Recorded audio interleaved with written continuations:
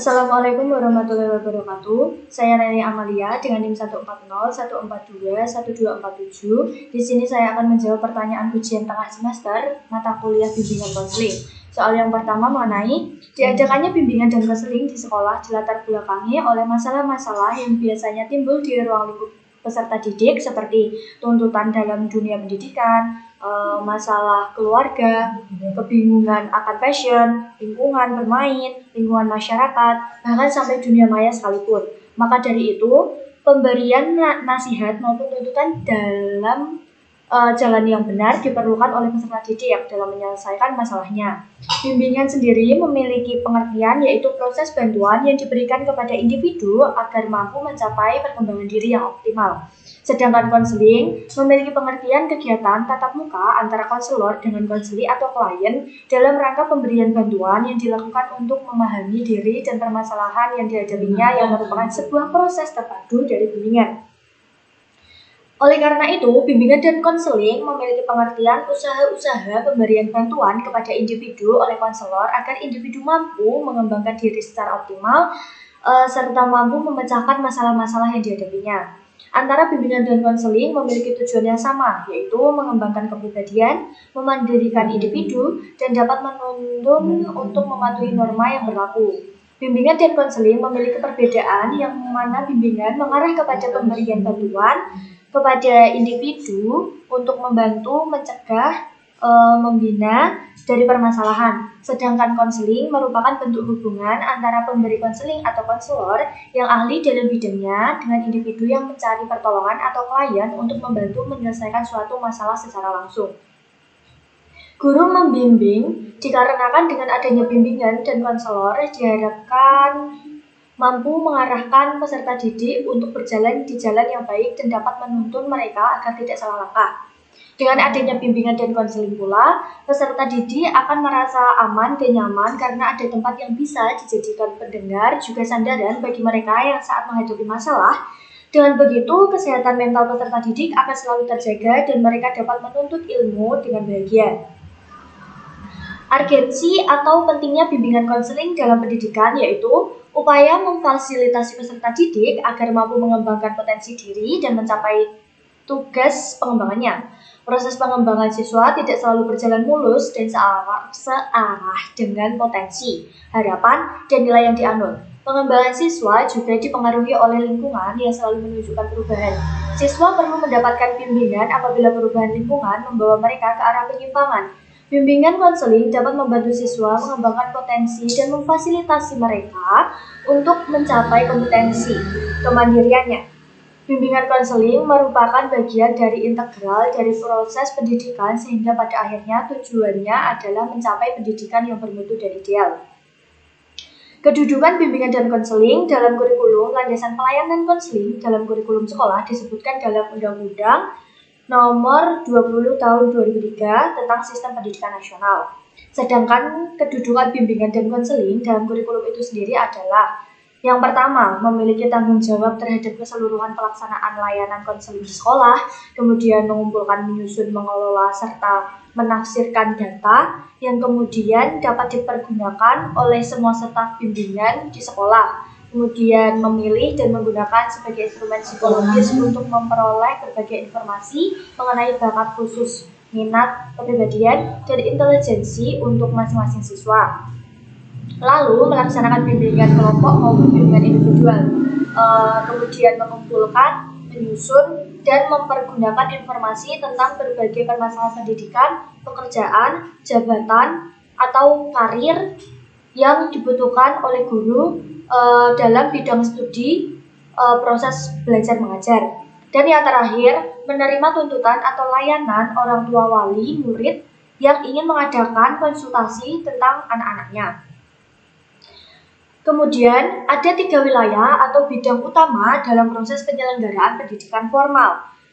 Yang pertama, wilayah manajemen dan kepemimpinan. Wilayah ini meliputi berbagai fungsi berkenaan dengan tanggung jawab dan pengambilan kebijakan serta bentuk-bentuk kegiatan pengelolaan dan manajemen sekolah seperti perencanaan, pengadaan, pengembangan staf, prasarana dan sarana fisik, serta pengawasan. Yang kedua adalah wilayah pembelajaran yang mendidik. Wilayah ini meliputi semua bentuk pengembangan kurikulum dan pelaksanaan pengajaran, yaitu penyampaian dan pengembangan pengetahuan, keterampilan, sikap, dan kemampuan berkomunikasi peserta didik.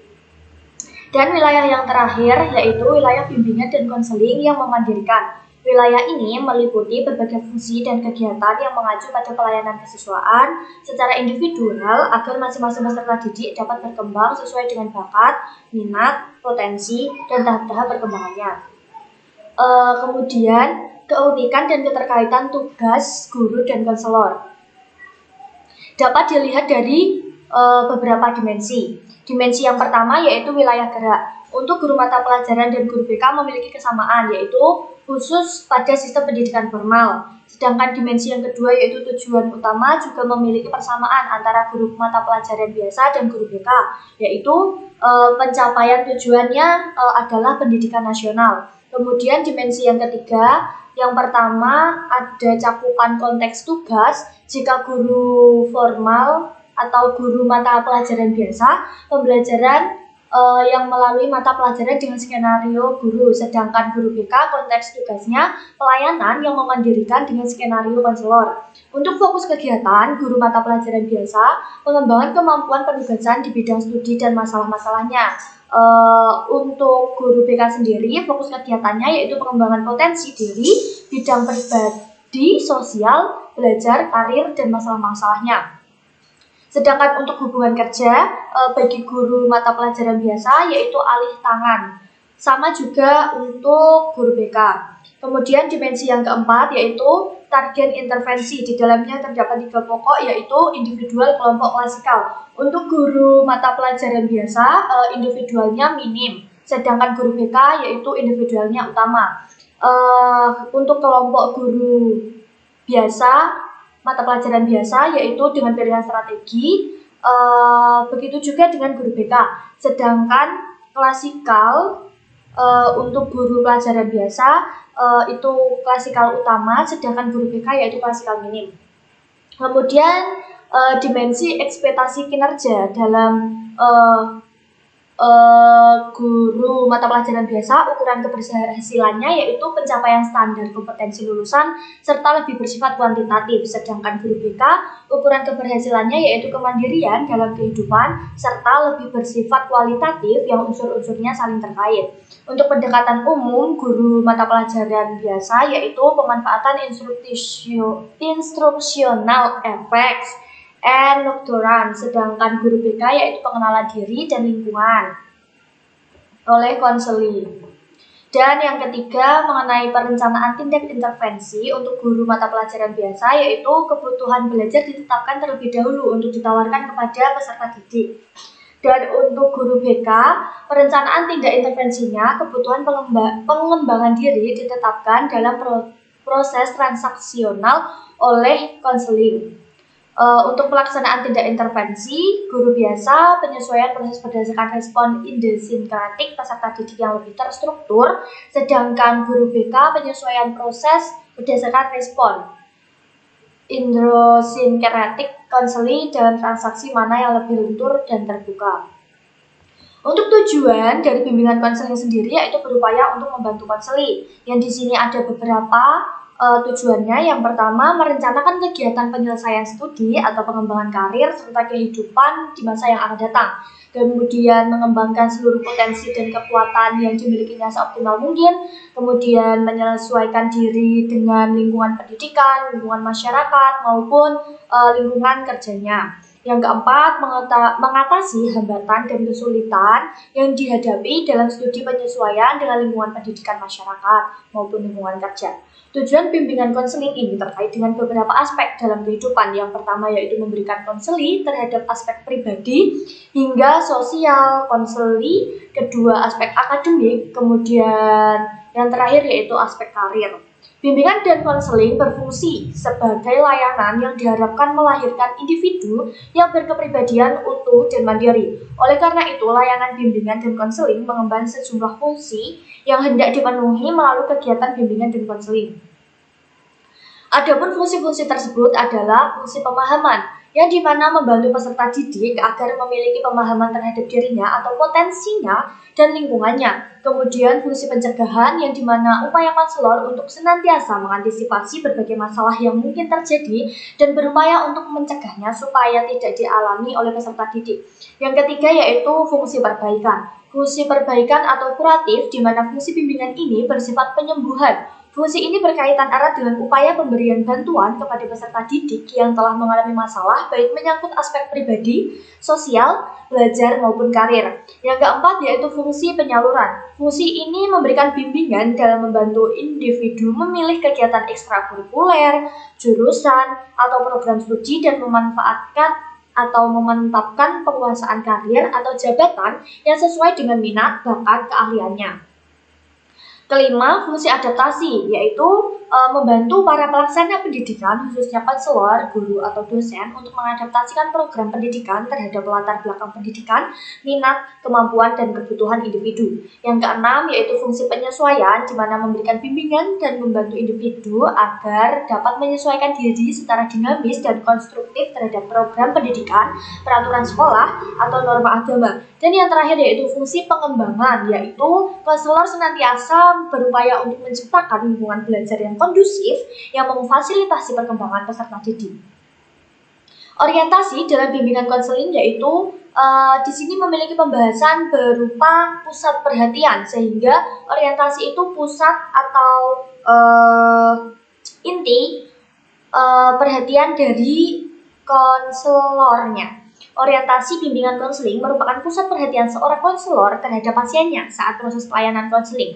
Orientasi utama dalam bimbingan konseling terbagi menjadi 3. Yang pertama, orientasi perseorangan atau yang biasa disebut dengan orientasi individual, merupakan bentuk layanan konseling yang fokus pada pelayanan konselornya merupakan setiap individu yang ada. Kemudian orientasi perkembangan merupakan bentuk layanan bimbingan konseling yang fokus pelayanan konselornya adalah kepentingan perkembangan yang ada dalam diri individunya. Dan yang ketiga yaitu orientasi permasalahan. Orientasi ini adalah bentuk layanan konseling yang mencegah pengentasan permasalahan agar individu dapat terhindar dari beban di dalam dirinya. Individu didorong untuk bisa memahami informasi dan aspek lingkungan yang bermanfaat untuk mencegah timbulnya masalah pada diri klien.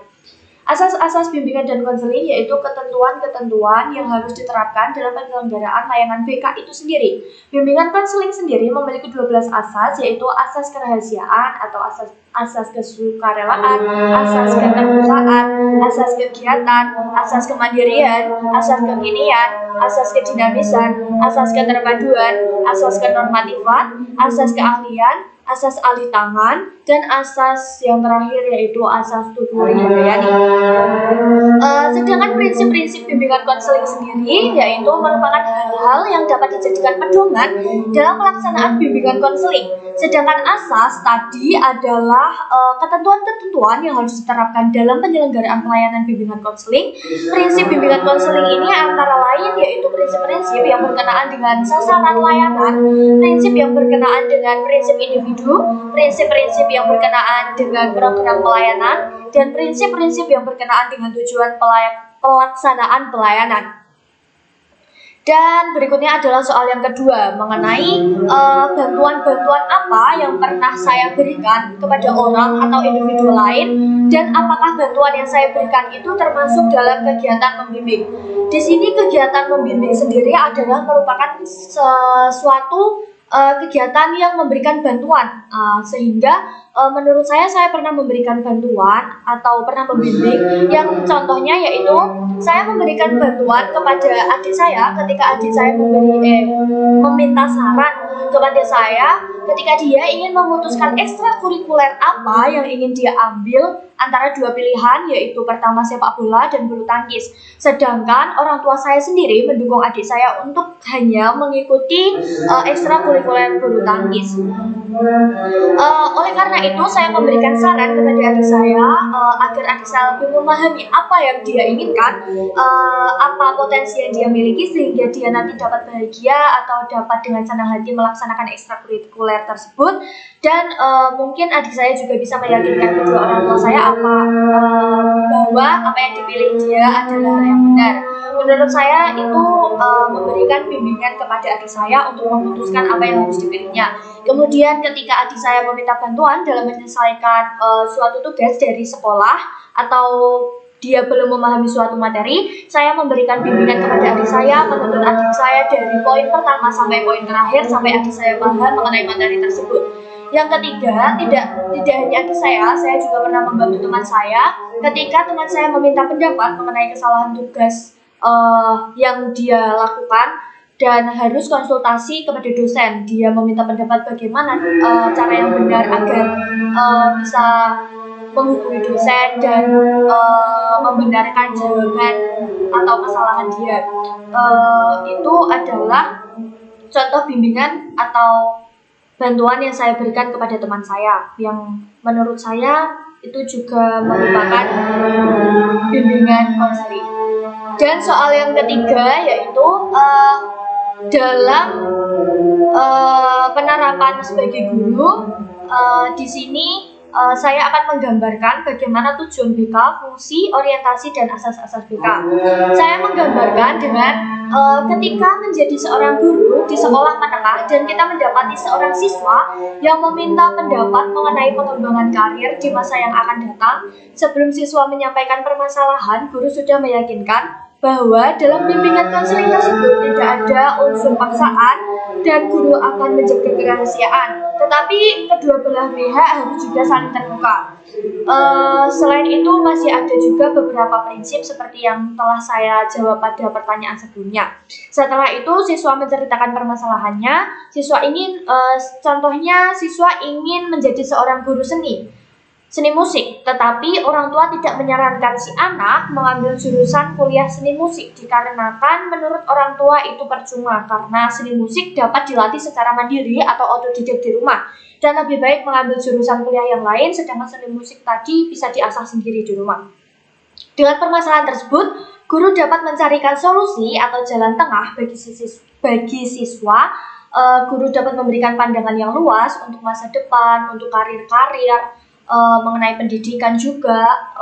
Dengan begitu guru dapat mencapai tujuan BK, yaitu membantu memberikan bimbingan kepada siswa mengenai perkembangan yang akan dipilih mengenai karir siswa di masa depan ataupun pendidikannya. Selain itu fungsi BK juga dapat tercapai karena dengan begitu guru dapat memberikan fungsi pemahaman kepada siswa yang dimana dengan fungsi ini siswa menjadi paham terhadap potensi dirinya sendiri, begitu juga dengan lingkungannya. Juga tercapainya fungsi pencegahan, perbaikan, penyaluran, adaptasi, dan pengembangan. Dengan permasalahan itu, guru dapat mencapai orientasi atau pusat perhatian pada siswa mengenai orientasi permasalahan perencanaan studi dan karir di masa depan. Sehingga siswa tidak memiliki masalah lagi dalam kegiatan bimbingan konseling ini. Guru dan siswa menerapkan asas kerahasiaan, kesukarelaan, keterbukaan, kegiatan, kemandirian, kekinian, kedinamisan, keterpaduan, penormatifan, dan keahlian asas alih tangan dan Tutwuri Handayani guna memperlancar bimbingan konseling ini. Sekian jawaban dari soal ujian tengah semester. Terima kasih. Wassalamualaikum warahmatullahi wabarakatuh.